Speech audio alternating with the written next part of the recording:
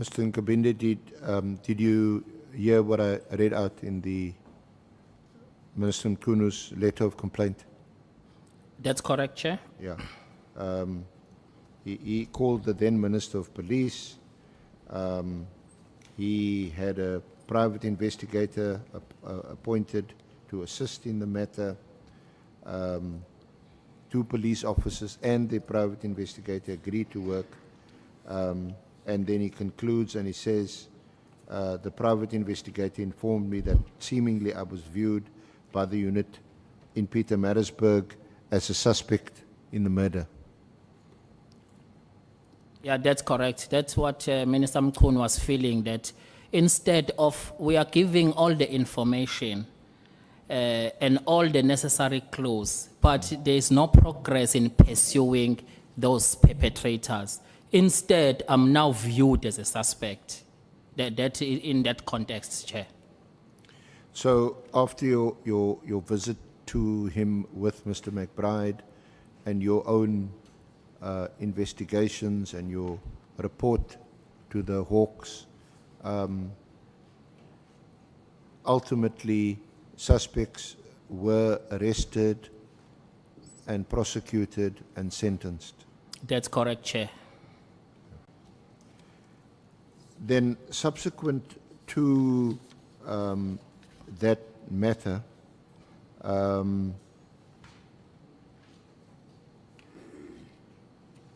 that would have been concluded before your departure from IPID in 2018, is that correct? That's correct, Chair. It was not a complex investigation. Okay. I finished it very quickly and submit a report. I was still there. At that time, had you already met or known Lieutenant General Mkhwanazi? Not at all, but it was during that time when General Mkhwanazi was introduced to me while I was in IPID. Then, after you left IPID in 2018, did you subsequently have any dealings with or interaction with Minister Mchunu? I got to know Minister Mchunu in that basis. Then after that, I kept contact with him, even though it was not regularly. But he's a person that I kept contact with him as a person of a high profile. Once in a while, we do have to chat on some other general things, maybe 6 months, 8 months, but it was not regular. But I kept contact with him. Why? What would have been your common interest to keep contact with my Mr. common Mchunu? interest, Chair, this is I know this person as a premier, and I'm having now his direct contact with him. So he's a person I look up to as our high profile in the government, in politics. You only see these people on TV.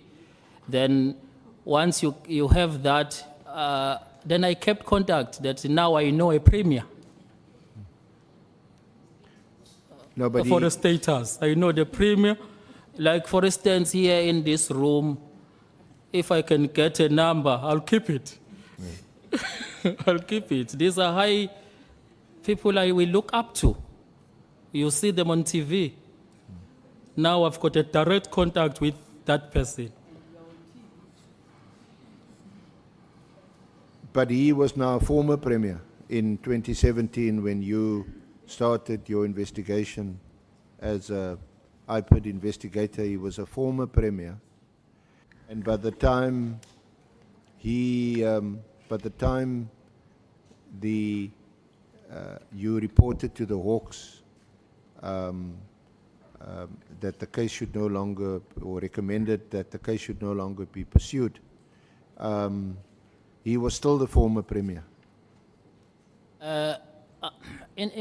Correcting that statement, Chair, there was no such report that the case should not be pursued.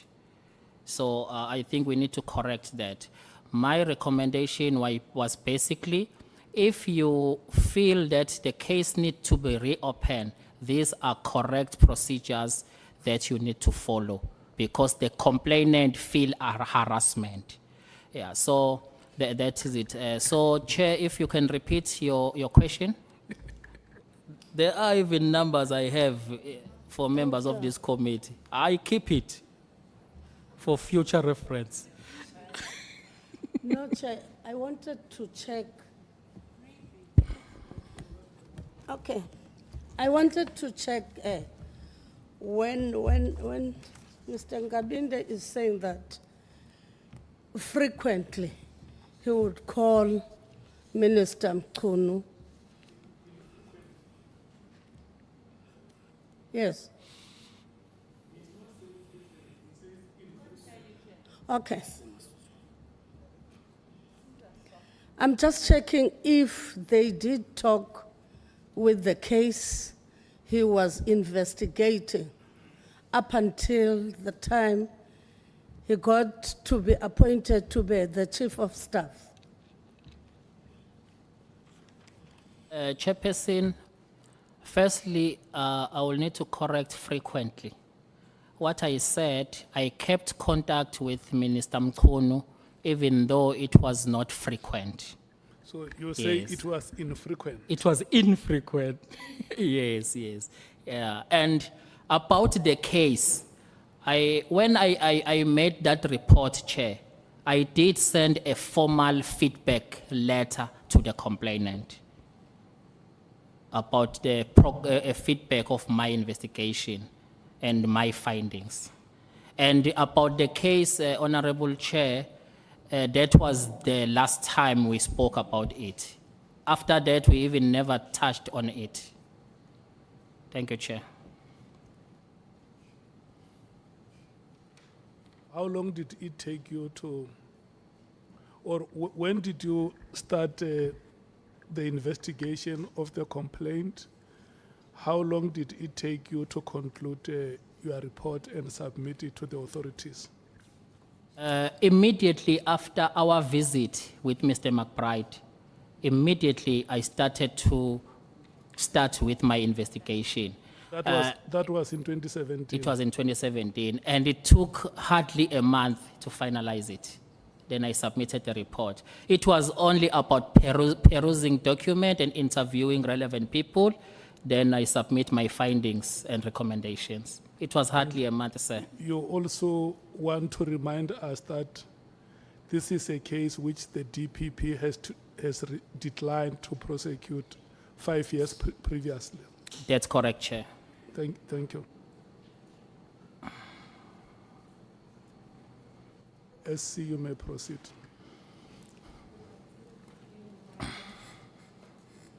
What about the number? I will be very glad. And nothing beyond the number, Honorable Sokanyile.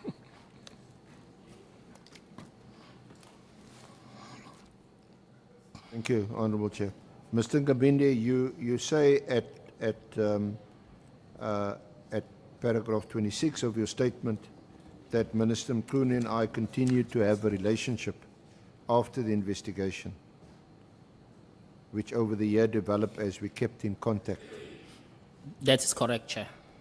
So can you explain, because that seems to indicate something more than just infrequent contact with a person, with a high-profile person, or a person that might be of use to you in the future because of his high profile?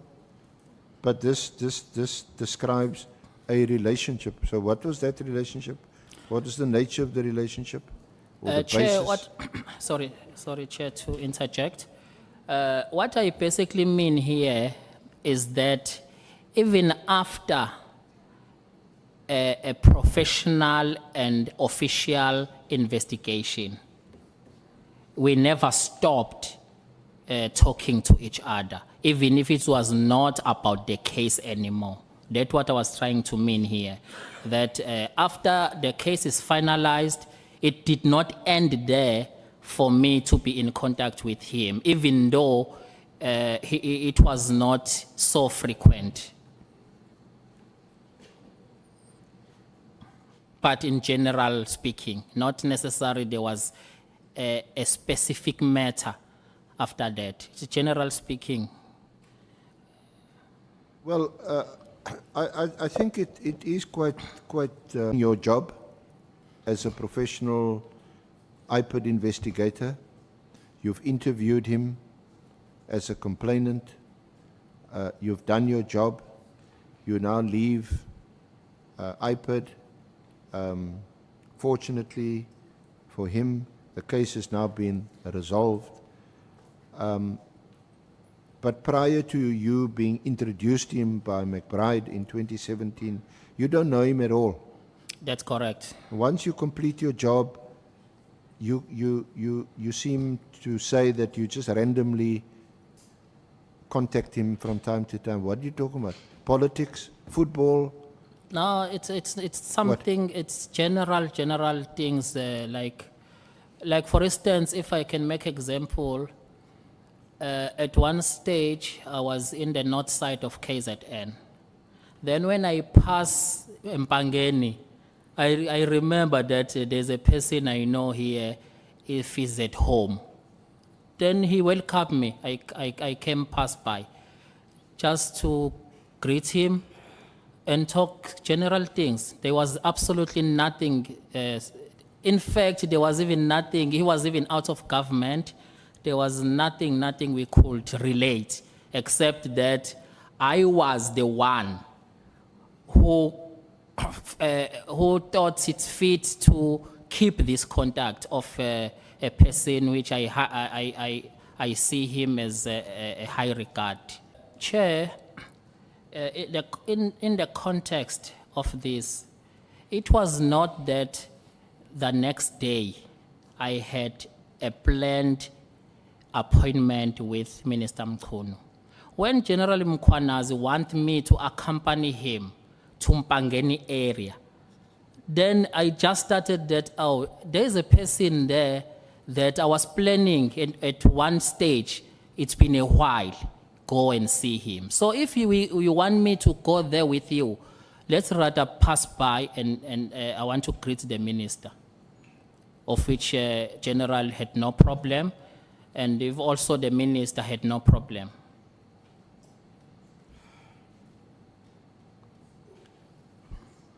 Can you tell us why Lieutenant General Mkhwanazi would want to meet the Minister of Water and Sanitation?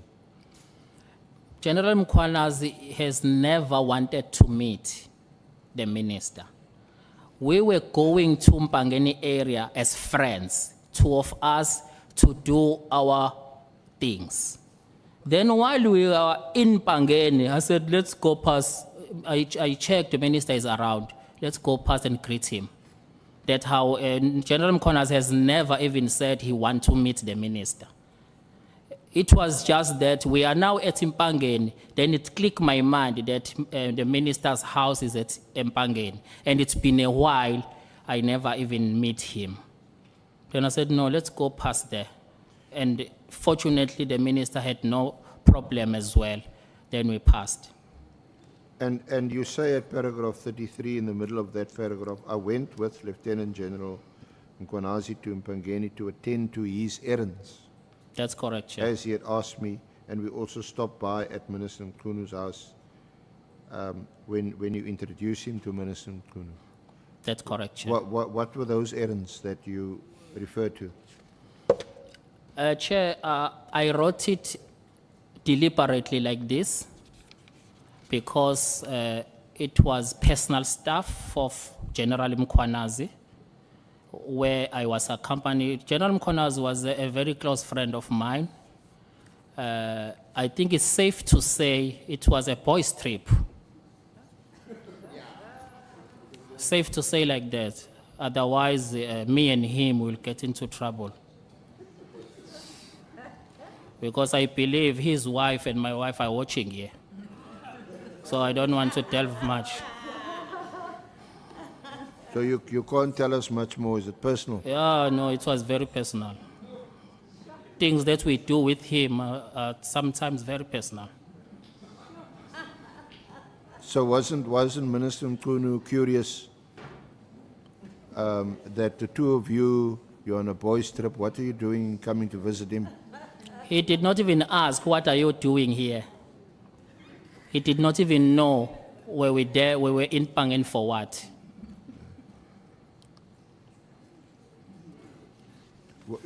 Describe to us your relationship with Lieutenant General Mkhwanazi. It seems to be, I can't hear.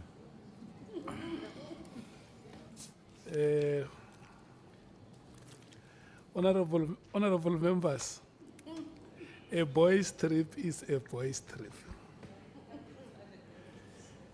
Yes, so let's keep it straight and simple. That is what Mr. Nkabinde is saying, that let's just keep it straight and simple. May we proceed as...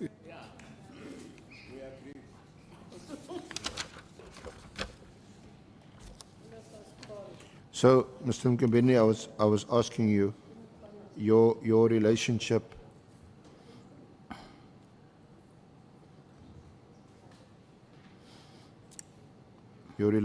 with General Mkhwanazi, and in light of what you said about being a boys' trip, it seems to be quite an intimate relationship, and you're nodding. Very, very. So describe to us that relationship that you had with him. Chair, I can just give some few examples why I'm saying General Mkhwanazi is a very close friend of mine, which I even disclosed to the minister, that KZNPC is my friend. I can just give a few examples. First example, it's already on the table. He assisted me even to find a job while I was not employed. That's the first thing. Second part, General Mkhwanazi had a bereavement at his home in Pietermaritzburg, a death in his family. I flew down to KZN to support him. So when I arrived, General Mkhwanazi drove with me in my car during that funeral processes to the hall, to the funeral service, to the cemetery, just two of us, whereby a lot of police management, they were also there to support him. He even left his driver and he drove with me in my car, just two of us. As a result, even other police were saying, hey, are you close to this man? I said, yeah, no, this is my bra. Then, so you will understand, Chair, I'm at your funeral and people supporting you, but you are driving in my car, just two of us. You're having a driver, you're having bodyguards, and you even left them. That, no, I'll drive with Cedrick. So that's a sign of how we close. And a second example, just to show how close we are. General Mkhwanazi wanted to build a house in his homestead at Empangeni, KZN. He came to me to help him to design that house. We designed that house for him. So a private home with the security features, you can only design that thing with a person very close to you. And over and above that, the architecture to draw a design and a plan of that house, I'm the one who recommended. He used my architect to design that house. So I'm trying to show that, and there's a person who come often to my house, knows my family. I go to his house, I know his family. He come and visit me in my house, I go, we eat in one plate together. So it's a very close. There are things me and him we go to the grave with. So you describe your relationship with Lieutenant General Mkhwanazi as very close. That's correct. Your relationship with Minister Mchunu seems not to have been anywhere near as close or intimate as it was with Lieutenant General Mkhwanazi. That's correct. So because he told us that he was surprised, even shocked, at your appointment as Chief of Staff, because according to him, you're not qualified for the job. He doesn't understand how you could have been appointed. And to a level which was effectively a level of a Chief Director. Chair, I heard him saying that. Firstly, what came to my mind is that my friend is angry that I recorded him. He's angry at me because a friend of mine, he assisted me to find a job. He would not do so without even knowing my qualification. He had to get my qualification, get my CV. We even laughed, me and him, that we've got a same qualification. I'm having a BTech degree, Mkhwanazi is having a BTech degree. We're having a same degree. We even laughed about it, that you are the PC, I've got the same degree like yours. So I think what I concluded is that, no, he's angry, that I recorded him, so he had to just say anything that will taint my image on that. But I appreciated that he only said that. Prepared to go beyond what you have said. No, I'm not prepared. Like how he did, I'll follow suit.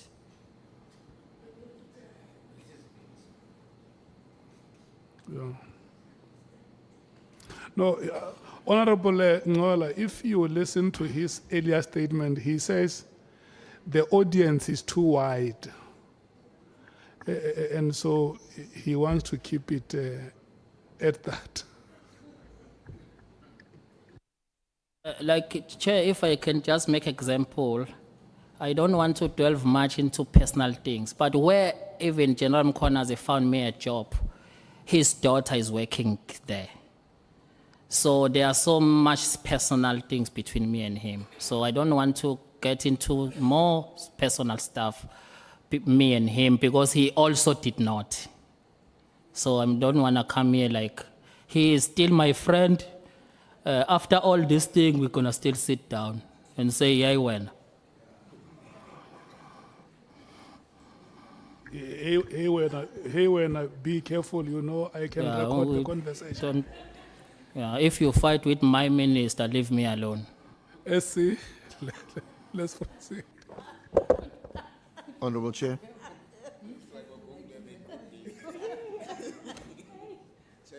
You'll say them in the deathbed.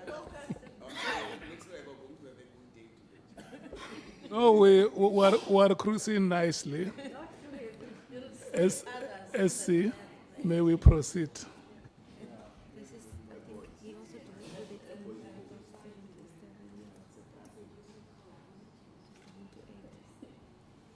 Honorable Malim.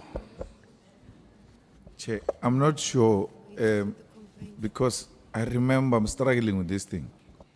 I remember General Mkhwanazi said Nkabinde said he wants to introduce him to the minister, and that trip was for that purpose alone. And now Nkabinde is saying something different. Was General Mkhwanazi lying when he said you initiated the trip and said you wanted him to meet the minister? I even said to the minister, I suspect Nkabinde said the same thing to you, that he wants you to meet Mkhwanazi, and he said to Mkhwanazi, I want you to meet the minister. He was playing you guys. So was he lying when he said you initiated a trip to go, specifically to go and see the minister? Thank you, Chair. I heard what General Mkhwanazi is saying, But for me, it was easily to understand. He was avoiding errands. He was not telling the truth. But I concluded that, no, maybe you will probe him and talk about his errands. Are you satisfied, Honorable Member? Okay. SC, are you ready to proceed? As a result, Chair, he is the one who came to fetch me at my house with his car to go.